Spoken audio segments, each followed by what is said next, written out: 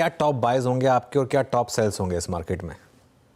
Broadly देखिए, generally पूरे पूरे सेक्टर्स एक साथ चलते हैं, पर अभी सेक्टर्स में भी थोड़ा थोड़ा सा फर्क है। तो देखिए, टेलीकॉम के सारे स्टॉक्स डिप्स में बाई हैं, चाहे वो भारती हो, वोडाफोन हो या आपके इंडस टावर हो, इस पे अपनी बात हो चुकी। आईटी के स्टॉक्स जितना भी इठला रहे हैं, हम नहीं फंसेंगे उनमें, और जैसे इनमें सेल सिग्नल और रिवर्सल आएगा, हम इंतजार करते रहेंगे, हम इनको कस के बेचेंगे। एफएमसीजी के सारे स्टॉक्स को लास्ट वीक भय का वातावरण बना के एक बार उनको कूट दिया जोर से, वीक होल्डर्स को निकाला। चार्ट्स को अगर मैं देखूं, और अगर ये विक्स बढ़ेगी वर्ल्ड वाइड, भय का वातावरण लौटेगा, जिसमें कि दिख रहा है बिटकॉइन भी जोर से गिरेगा, तो भय के वातावरण में आप एफएमसीजी स्टॉक्स की पी रेशियो मत देखो।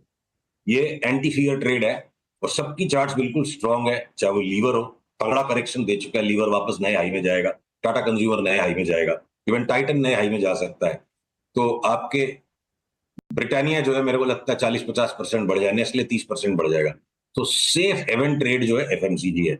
एफएमसीजी टेलीकॉम दो हो गए, आईटीएम बेचने के वेटिंग में है।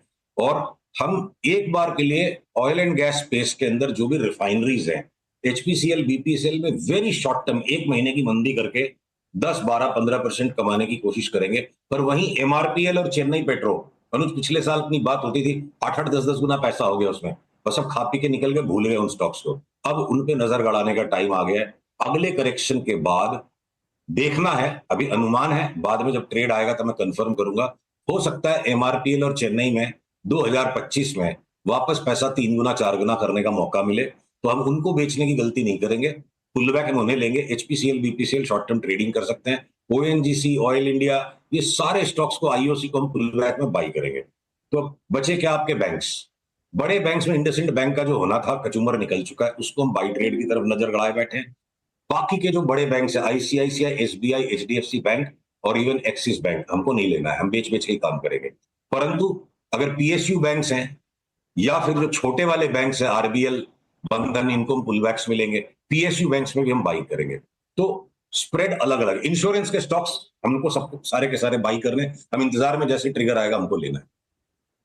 इंश्योरेंस एकमात्र मेरे को फिन निफ्टी में स्पेस दिखती है, इंश्योरेंस को लेंगे हम, बाकी सारी एनबीएफसी को जहां जहां सिग्नल मिलेगा शॉर्ट करेंगे। ओके, अच्छा सुशील जी, ये जितने भी क्यूएसआर सेगमेंट के अगर आप देखें स्टॉक्स हैं, लाइक जुबिलेंट, जिस पर मेरी आपसे पहले भी बात हुई थी, अच्छा मूव दे रहा है। जोमेटो को देखिए, आपके कॉमर्स में, फूड डिलीवरीज में, स्विगी को, और इनफैक्ट मैं अभी अपने डिस्कशन को इन 3-4 स्टॉक्स तक सीमित रखूंगा। क्या चेस कर रहे हैं आप, और स्पेशली जुबिलेंट पे आपका टेक क्या है, जो कि आपने मुझसे पहले भी शेयर किया था? तो वीरू भाई, ऐसा है, इसे आप उम्र का तकाजा कह लो, या हम शुरू से डरपोक किस्म के थे, हम कभी भी किसी चीज को चेज नहीं करते हैं। जहां लोगों की चेस फिनिश होती है, जब लोग थक हार के टूटते हैं, वहां मौका देख के माल पकड़ते हैं। अगर जुबिलेंट की चार्ट स्क्रीन पे आ सके, अपनी बात हुई थी 574-75 के आसपास, दोबारा से और ले लो, और अपनी एंट्री थी एक्चुअली 430-35 की, 760 के टारगेट के लिए। अब बहुत ज्यादा जगह नहीं बची है, 690 से 760 चना कुरमुरा बचा है।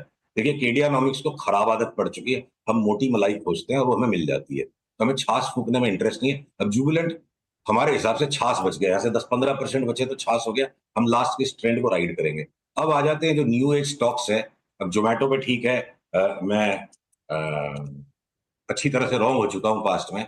अगर अगर अब मैं नई अपॉर्चुनिटीज को देखूं यहाँ पे, मैं एक उदाहरण के तौर पे आपसे बात करूं, ये पेटीएम का स्टॉक 300 से लेके जो 1000 तक आ गया है, जिसकी चार्ट ज्यादा स्पष्ट है।